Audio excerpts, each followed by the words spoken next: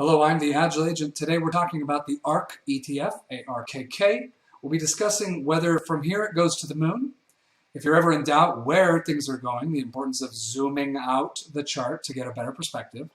Number three, we'll talk about where I believe the resistance and support levels are for ARK right now.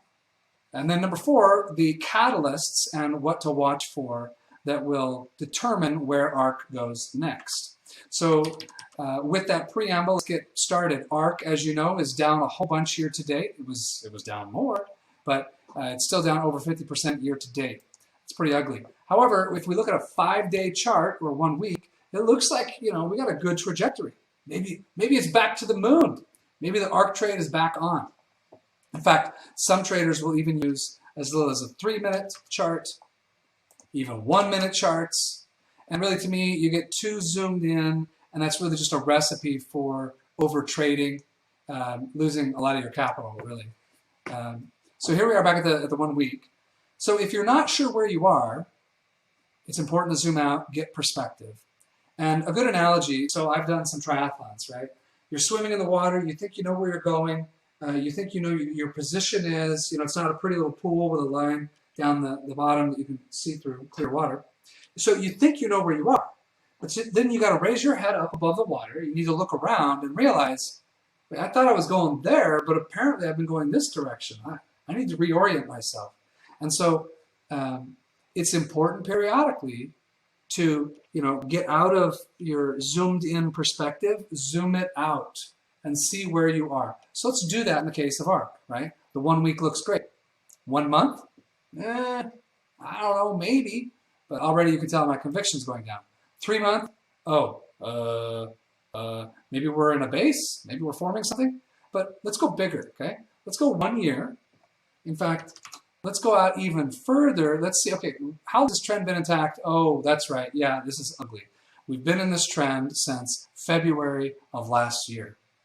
Now, after the first big, huge drop into early March of last year, and yes, I did exclude this little aberration because you can see as I drew in this box, you've got multiple points where around, what was that level?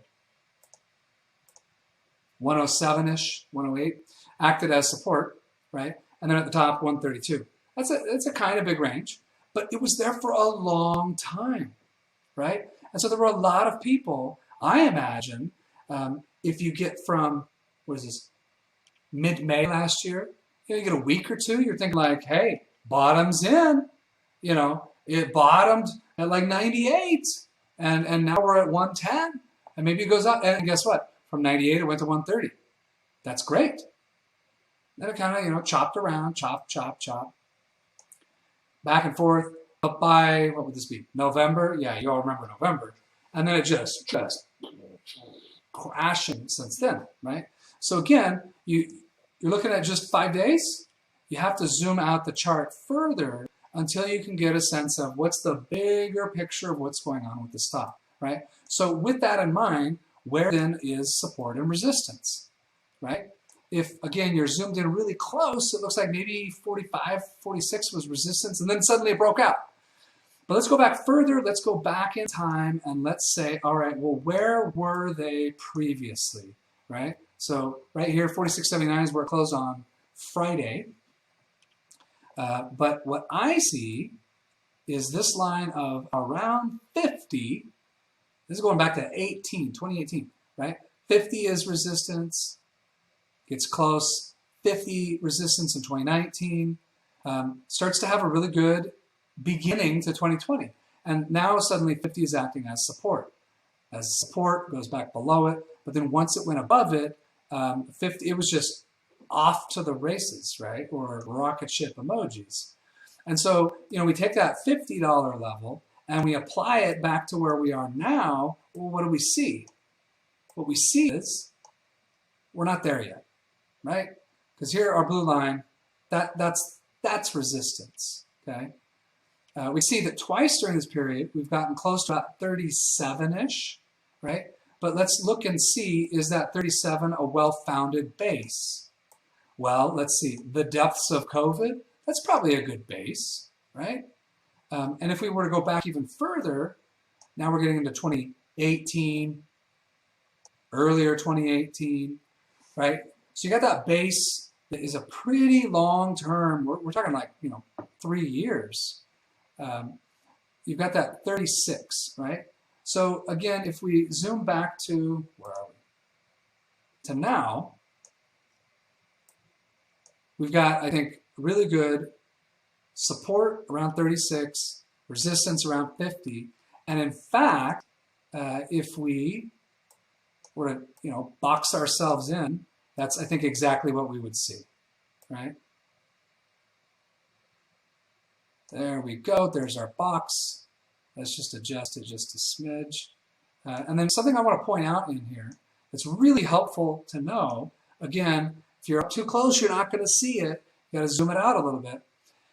But from early May, okay, when it dropped, maybe that was the bottom, and it went back up, dropped again, and then it came back, it dropped again. Well, now it's back, closed out the week really strong. On the other hand, despite the intraday action of Friday, it settled almost exactly where it did on Thursday. No real movement. And remember, that's including all the Tesla short squeeze craziness that was going on Thursday, but especially Friday, right? And yet it still settled right around 47. So to me, it has not broken out. To me, resistance is still around the $50 level, right? And then lastly, within this 63-day period, what I see is once it dropped into this box, right? Here we're at 45.5, so let's say 45 to 47, right? Once, twice, 3, 4, 5, 6, 7, 8, 9, 10. We got 10 out of 60 days. It's testing this level, and so far it has not gotten out of that box. So it's still boxed in, still stuck in a range. To me, it's still a prove me story. So last piece is the catalyst. What do we have to watch for? Well, as a backdrop, let me just remind you, right? Jerome Powell, this is on my Twitter feed, @TheAgileAgent. But in his press conference in June, he said, and I quote, "We're strongly committed to moving expeditiously to bring down inflation. Ongoing increases will be appropriate." And then furthermore, this is a really important one to look at, we want to see a series, he says, of declining monthly readings for inflation. We're not going to declare victory until we see a series of these. Really see convincing evidence, compelling evidence that inflation is coming down, right? That's a lot of strong language. I read this to mean we are not giving up easy. We have to see multiple convincing, compelling evidence of it, right? So guess what's happening next Wednesday?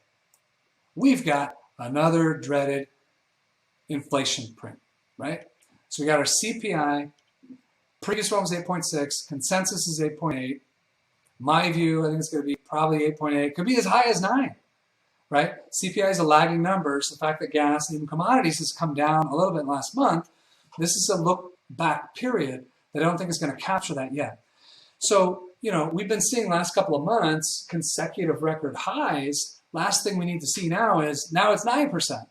And what's that going to do? It's going to trigger all the news pundits, the media organizations, the newspapers. Like, we're going to be hearing the word inflation again. Why is that damaging? And what does that have to do with ARK? Well, as you know, trading innovation companies that have not proven to be profitable often yet, right? They're very sensitive to interest rates. What's the Federal Reserve going to do when inflation prints again at 8.8, 9, something really high? Heck, even if it's 8.6, I mean, that to me does not sound like really see convincing evidence, a series of, right? So what likely happens is they jack up rates again further, and what does that do? That has a depressive effect on ARK. After all, let's go back to our, let's say, 6 month. After all, what we see here is, there we go, as they've gotten aggressive from April and into May, it just crashes, right? So my yellow lines are, my own trend lines. Sure, it broke, trend line support, but not actual resistance. So to me, anywhere in this $40 to $50 range. I'm like not really kind of convinced yet. So hope you enjoyed the video. If you liked it, please give me a like, a comment, a follow, and tell me what is your read, what do you think is coming next for ARK? Thanks.